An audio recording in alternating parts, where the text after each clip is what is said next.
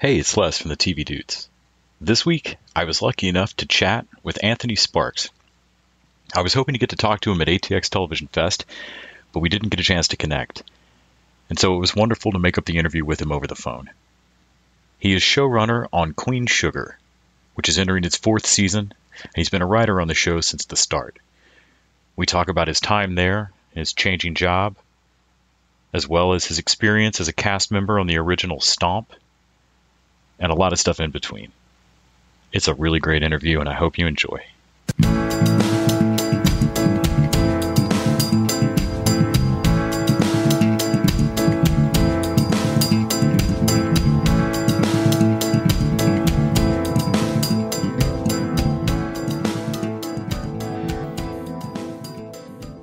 Hi, Les. Hi, Anthony. Thank you so much. I was hoping to get to talk to you at ATX Fest, and I'm glad we could make it happen this way. So, in doing my research about you, I was unaware that you were one of the people in Stomp way back in the day, which is one of the first times that I think theater for me ever really jumped out of the high school class, college class, read this play kind of thing, and into something fun and modern and that we could go see in Austin or go see wherever. Can you talk a little bit about that's pretty cool. About its role in your love of theater and where it fell for you in terms of starting out as a writer? Oh, sure. It's actually perhaps a little bit more of a direct connection than one might initially think, because people think of Stomp, rightfully so, as this percussion sort of theater piece. And that is indeed, what it is. But it wasn't my very first big jobs. And what was great about it was that it was really a collection of a bunch of sort of these misfit artists who somehow fit with this show, in the sense that there were musicians in the show, there were actors in the show, there were dancers in the show. I was an actor / writer who had studied dance for a while, so I could dance well enough to do the show. And where it was important for me in my development as a writer is the show is sort of constructed around these 8 archetype characters. And one of them is sort of, for lack of a better word, the court jester, the one who dings when everybody else dongs. You may or may not remember that there's sort of a funny person in the show. That was me in the show. And what was great about it was that the creators and directors of the show really learned to trust me quite a bit and trust my talent and my discipline and my craft. And so I was literally able to change my show, meaning, there are a lot of sort of vaudeville type bits in the show. And I was actually able to change my show. I don't think I did, I don't know. I must have done over 1,000 Stomp performances, and I never did a performance that was exactly the same. So I sometimes actually call Stomp my first writing job, because every night I had certain punchlines I had to hit, but they allowed me to hit them within the construct of the show however I wanted to. That means that sometimes I fell flat on my face and didn't, hit the punchline or get the laugh that I wanted to. And then sometimes, I brought the house down. So it was a trial and error sort of thing within a very protected space. And so that sort of began, that was me and Stomp. Now I had trained as an actor in school. And so while I was doing that, I actually started writing backstage while I was at Stomp, actually. So I did the show for 5 years on and off, for a pretty good stretch of time. And by the end of the show, my tenure with the show, I had pretty much decided I was going to be a writer. I had started putting up plays in New York, and those plays were starting to get the attention of some television networks, who were asking me if I'd ever thought of writing for television. And that sort of led me to rediscovering what TV was doing at that time, because I grew up watching a lot of TV. And then when I went to college, I didn't watch TV for a good 4 years because I was just busy being in college. And so I rediscovered TV, when I became a professional after college, and was like, this is amazing, and you can maybe have a career at this. And so I literally started trying to teach myself how to write TV while I was backstage at Stomp. Yeah, I had thought I'd read that that while Ghetto Punch got the attention of Lou Viola, that you had already kind of started looking into well, maybe TV, and then so it was more a wind at your back Absolutely. than a hey, maybe TV. Absolutely. Yeah. I mean, like if I'm digging deep into like the actual chronology, that is exactly right. Now, I had a notion in the back of my head that I would not necessarily act forever only anyway. I was a very committed actor at that time, stage actor primarily, but I went to USC in Los Angeles, and I'm a kid from the south side of Chicago. I didn't know anything about TV writing, TV producing, didn't really know that was a thing. So one of the things that happened was I was hanging around the film school one day, as I often did, when I was in college, and back in the day where they had bulletin boards, instead of electronic bulletin boards, I remember seeing an advertisement for something called the Warner Brothers television writing program. And it's a fellowship, a very prestigious fellowship around town. And I just remember looking at that and going, you should look into that one day. That looks really interesting. And sort of filed it away in my head. And so as I started writing plays in New York, and I started looking for how can I, really turn this into a career? How can I do something that feels a little bit like the feeling that I love when I'm doing theater? I naturally sort of began to migrate towards television. There wasn't a lot at that time written about writing for television. There was some, but whatever was out there, I went and I got it and read it voraciously, that kind of thing. Now, I kept writing, and then eventually started writing TV scripts. And when it comes to something you'd said earlier about Stomp, put me in mind of this. When it comes to your scripts on something like Blacklist or Queen Sugar now, does it drive you nuts when an actor hits a different line every single performance? Do you think back to your time in Stomp and go, oh, just say the thing? Will you just do it like you did Tuesday? Well, it is a different medium, and we have to take that film, and we have continuity issues and stuff like that if people don't deliver it. So I wouldn't say it drives me crazy. I am, as a producer, I do want what's written said, but I'm also collaborative in the sense that TV and film, it's such an intimate medium, and the camera's, right in someone's face. And I think one of the things about acting on film and in TV that's different from theater is that the camera really does capture, in many cases, the essence of a person, or gives an impression of that anyway.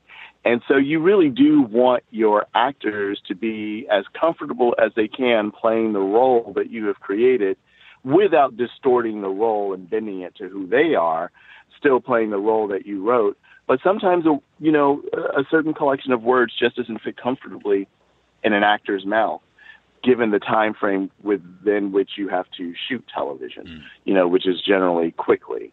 So that if we were doing a stage play, we would take the time to get the actor comfortable with what the line is as written. And television, you ideally want that, but you might not really have the time, and it might be a smarter producer decision to tweak a line that gives you the same essence and meaning that you wanted to say, but somehow agrees with the actor's instrument a little bit more. Does that make sense? Yeah. I mean, I think it might be part of why we see certain sets of actors end up in certain showrunners' productions. Like the whole cast of Deadwood seemed to have gone on to shows that required a little more intricacy of language at times. Absolutely. Skill sets. And then you have, some showrunners and producers who are fortunate to have more than one show, if you notice, they sort of begin to collect like a little traveling repertoire of actors sometimes, Yeah, the same way film that directors sometimes move carry around. Show. Yeah. Yeah. Yep. I imagine it has to be different going from being a writer, working on your craft in the back of Stomp rehearsals, and then getting to a point now where, like you say, there's a couple hundred people that are truly involved in kind of the orchestra that's making the music of this show. The actor kind of being the tip of the spear, more or less, of a lot of people's work. Yes. What is the most surprisingly or best idea that you've ever heard on a story you thought of as your own, and then somebody in the writer's room or someone brought something up and you went, "Oh, that's much better"? Have you ever been just surprised on your own project? Oh, absolutely. I mean, the best experience of a TV show, frankly, is when you have an idea that is perhaps a great idea, a solid idea at the very least, and then someone, sparks to that idea, and they take it or twist it and turn it or add onto it in a way that you weren't thinking of right then and there. We have an adage in the writer's room that, 7 smart brains are better than one, if they're the right 7 brains, who are also, you use the metaphor of like a concert or an orchestra, and that really is what you hope your writer's room is that it's an orchestra that all plays together, as opposed to fighting with each other. And both experiences are readily available in TV. So I'm trying to think, is there a specific instance I think you had where I said something and, okay, yeah, I'll give you an instance actually on Queen Sugar working with Ava DuVernay. So I believe it was in the second season when I was really digging into wanting to flesh out a little bit of the background of Ralph Angel's character, because he's this really fascinating character that is this interesting mix of, at times, what we might call toxic masculinity, and then also extreme care, concern, and a gentle spirit and a progressiveness when it comes to his son. Okay. And those two things usually don't go hand in hand, and that contradiction makes it very interesting. He's also a formerly incarcerated character. And so as I began to dig into his background, I came up with a story where Ralph Angel had a protector that was in prison who was someone who was transgender. Okay? Mm-hmm. And that was the initial pitch. That is not what we ended up with. What we ended up with was simpler, better, and sort of more of the everyday fabric of our TV show. I pitched it, and then we said, no, it's not a person he met in prison. It's a person he knew in high school who is transgender. Now, generally speaking, and no disrespect or shade towards anyone or any show, but as we discussed it, Ava pointed out that whenever you rarely see transgender, pre-pose on FX, you rarely see transgender characters on television, and when you do, it's usually a transgender woman. Ava was like, why don't we give space to a transgender man? Why you rarely see that as much. Yeah. And I think that still probably holds true. And so that turned into Ralph Angel had a friend in high school who I think her name was Antoinette when they first knew each other. Now it's Antoine, and he's a cop. And we meet him at a moment where Ralph Angel is sort of in a interesting predicament, and his friend is able to sort of pay him back for Ralph Angel actually being a bit a protector as he began to transition. That is and that actor, Brian Michael, who was then cast to play the part, has a full-on career now actually. He's actually going to be a regular in the new L Word. Oh, cool. And is an actor. He just was cast, I think, a month ago.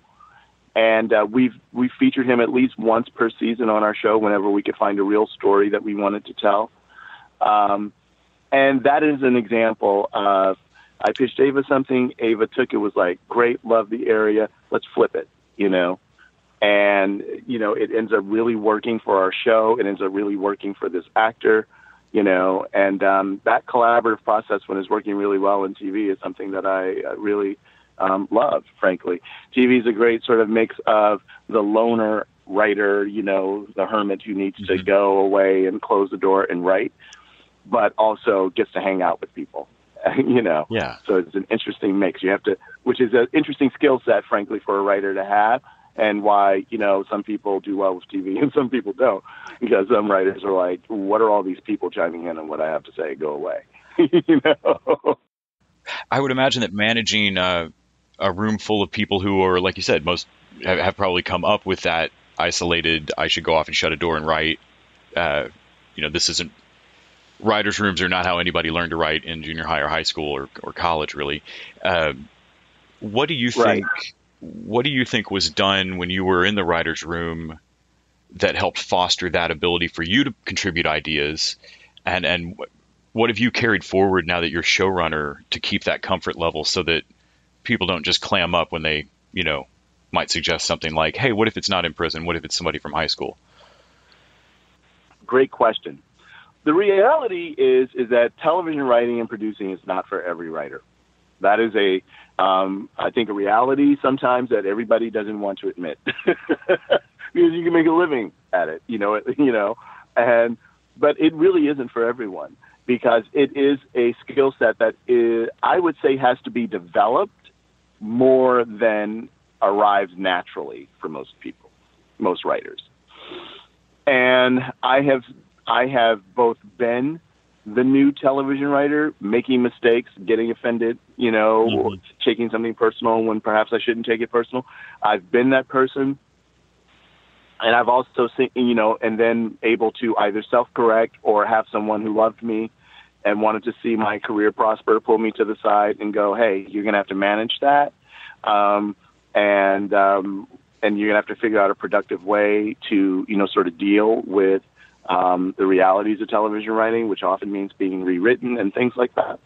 And I've also seen people who couldn't manage that, and they had to leave TV, or their careers were attenuated or cut short or not quite what you thought they could be based on their writing talent, because they could not quite play well with others.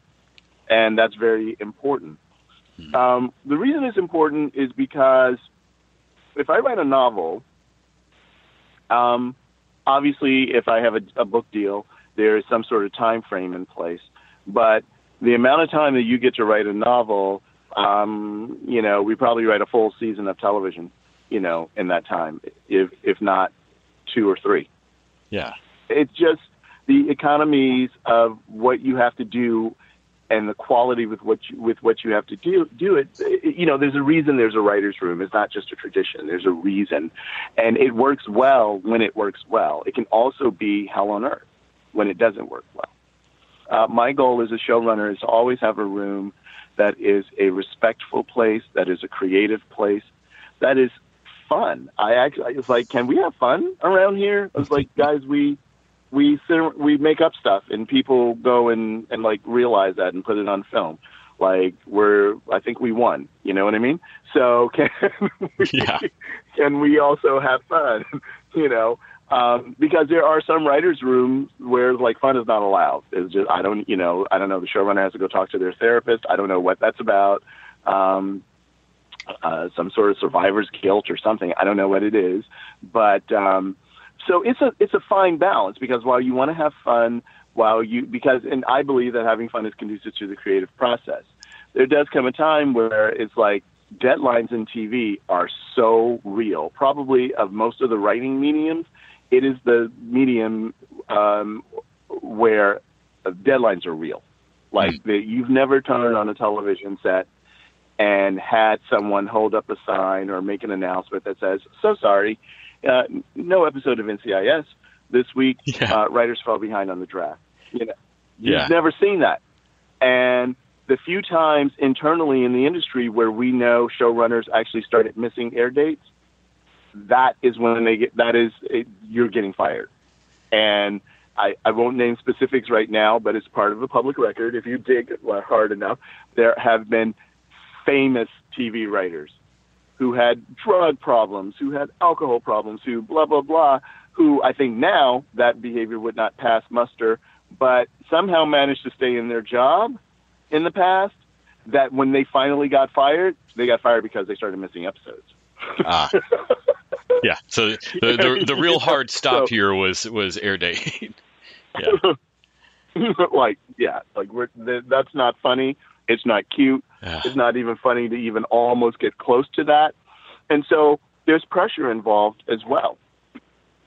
And, so in terms of fostering a great environment in the room, though, it's about trying to create a safe place, especially on a show like Queen Sugar. Queen Sugar is a show that, as I would tell writers when I would interview them, there are no gimmicks to our show. Our show is all heart. Our show is all emotion. Our show is all characters and relationships, people relating with each other within a larger context of Louisiana, within a larger context of owning a farm and things like that.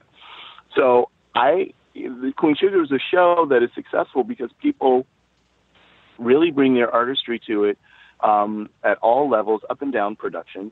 And central to that is the writer's room. People sort of have to bleed on the page a little bit and need to be comfortable with that. But I also take it seriously as a showrunner to create an environment where you feel that you can do that. Okay. And I think it shows up in the work. Our show is a very emotional show, without being cloying, I think, when we get it right most of the time. And I'm proud of the things that we seek to engage in the show, both from a socio-political standpoint and then just from a human standpoint, how our characters try to relate to each other in the layers that we try to build into our storytelling. And one last question. Of the new decisions that are yours in getting to be showrunner, what's been the most surprisingly joyful for you, or maybe not surprising? What's been the kind of new control that you went, yes, I've wanted to lay my hands on that lever for 4 years or 4 seasons. This is it. I was able to, without changing the show from what it is and what everyone loves and what Ava initially envisioned and what Ms. Winfrey initially envisioned, I was able to take and hold on to all of that while also really swinging for the fences in terms of the emotional arcs that I was going for, in terms of really allowing the history of Black people and land in the South come really forward in the story this season. Being able to do that. We had always done it, but I have a greater appetite for it. And the show was able to really still hold on to that and do it and feel like our show, while also still centering relationships and characters. What we're doing with Nova this season is really pushing the envelope for our show in terms of asking the question that when it comes to family, is love greater than pain? If you have a character who at the center of your series who, although they mean well, is causing almost everyone around her great, great pain, how does love enter into that? Does it enter into that? How much can we push this storytelling in a direction that is uncomfortable? So I, as a showrunner and as a writer, I work very hard to be very comfortable with uncomfortability, if that makes any sense. Yeah. And I push my staff to do that as well. And so what's been great then is seeing our audience respond, because TV audiences sort of, especially, they're super smart. And now they can talk back to you through social media, and they begin to those who are diligent TV watchers, even if they love a show, they're expecting certain turns. They're expecting you to only go so far when it comes to pushing a character in a particular direction. And so what's been fun this season is sort of blowing past all those expectations and having people go, really? Really? Like, like, what? I was like, yeah, we're really doing this. We're really doing this. And, we just aired our 6th episode last night. So we've got, 7 or 8 episodes left to go for the season. And I keep saying this, and it's like, well, how long can you keep saying this? And I say we're just getting started with where this season is going, and a lot has already happened this season. We are just getting started. You'll see, particularly in episode 7 next week. Episode 7 is like, it's so much happens, and and it just so much happens, that I'm very pleased that it holds together as one episode, sort of this one epic episode where just so much happens. And then you're going to be like, wow, that was a lot in that episode. And then I can tell you right now, and in episode 8, you're going to be like, holy crap, there's a lot happening here, And so I really, I felt free, to be entrusted by Miss Winfrey and Ava DuVernay. I've been with the show since the beginning, but to be entrusted with carrying forward the vision and storytelling of the show, I do pour a lot of, myself and my heart into hopefully any job I do, but this show is very special to me. And having them just say yes and yes and yes to, what I wanted to do and where we wanted to push it and work with Ava with the ideas that she still actively very much contributes to the show. It's been a real joy and a passion project, one of my passion projects. And I'm hopeful that it feels like the audience can feel that and are responding to it in ways that give me great glee, frankly. Well, and I love hearing your excitement about it. It really shouldn't be rare, but it sometimes is that people are still making a project can be tiring, and it's always amazing to me when it's releasing and you can still hear the excitement of like, no, but next episode, man, there's this still coming. Yeah, that's true. One of the things about, TV is that TV, has the sheen of being sort of a glamour business, and certainly it can be that for the actors. And certainly to a lesser degree, it can be that for the writers and showrunners. But really, most TV shows are not that. Most TV shows are speaking to their audience if they get to stay on the air for, a season or two, or like us for even more. And it's work, if you don't love this, it can turn into a little bit of a grind, actually. But I do love it. I do love and take very seriously the responsibility of image making and what are we saying. That's one thing that Ava and I very much connected on as artists, as respective artists, and working for her was one of the first times in a long time where I did not have to sort of apologize or hide how important it was for me to attempt to say something in this pop culture form. Ava is unapologetic about that. As a result of working, I have always wanted to be unapologetic about that and have always pushed that forward in my work. But, it didn't always fit or wasn't always welcomed. And now that I have, been under her umbrella for 4 seasons and moving forward, expecting to be the same way, I'm also very unapologetic about that now. Now, I do believe that it has to be done artfully, and it has to be done well, frankly, but it's a ridiculous notion to me as a writer and a showrunner that writing in a pop culture space should not deal with the world as it is, or deal with the world as you wish it were or it could be, and we try to do both things on Clean Sugar in that way. Well, I can't thank you enough for talking to me about it today. I'm really glad we get to make up the interview. Have a good one. Bye-bye.